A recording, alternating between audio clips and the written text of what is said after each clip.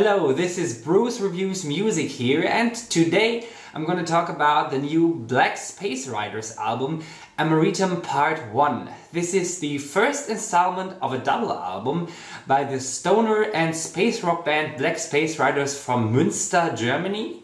They have been active since 2008. Their debut album, self-titled, came out in 2010 and they've been working a lot since then. This is already their fifth studio album. I saw them opening for Georgia sludge metal band Baroness once and it was a surprisingly awesome show. I've never been too excited about their records, but there are some songs like Give Gravitation to the People that show they are able to write anthemic songs that work well live, but they were never able to keep me interested for the whole duration of a record. Some of the records are very long. And so I was going into this with mixed feelings. Let's talk about how I came out of it. The album starts on a very heavy note with the song Lovely Lovely. There is a simple yet very spacey riff. It sounds a bit like the band Mastodon, but there are even some black metal inspired parts in this opening song. But they might put you on a wrong track here, because from here on it gets even spacier with another sort of homecoming, a very epic song, very much leaning into the prog rock sphere, and for me this is one of the highlights of the album. There is also the song Movements, which is lyrically kind of a David Bowie tribute. It's a bit cliché, but it's nice that it starts as a moody, psychedelic ballad. There are cool drums and all that stuff. And it feels a bit like the ballads Vector did on their excellent last record, Terminal Redux, though it doesn't get as heavy or as complex as Vector does. Another great song is Fire, Fire, Death of a Giant.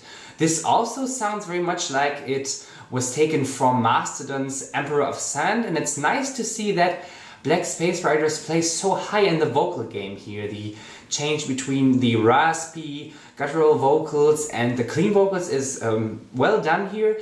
I think the music is very spacey and it has a great diversity of sounds. When it comes to the lyrics, I think that Friends Are Falling is the overarching song here. And it's the hit of the album too, with a distinct stoner alternative vibe. There are some lines like, open your mind to the memory of love and affection, remind you your mission was based on a vision of love. This is explaining why this album is called Amoretum. It's a mix of the words Arboretum and Amor, so it's a bit sounding like hippies, but this might not be too bad for a band that relies on a space rock sound, the traditions built in the 70s by bands like Hawkwind. And the choral vocals from the second chorus on in Friends Are Falling even expand the hit potential of the song. Great track to introduce yourself to this album. And the more than 7-minute closing track, Fellow Peacemakers, is lyrically in a similar vein and not bad either. The anthemic quality shines through here also at times. Soul Shelter is a song that seems not as exciting. It's a very reverby, psychedelic rock song, a bit more conservative than the other songs, but also not much less catchy.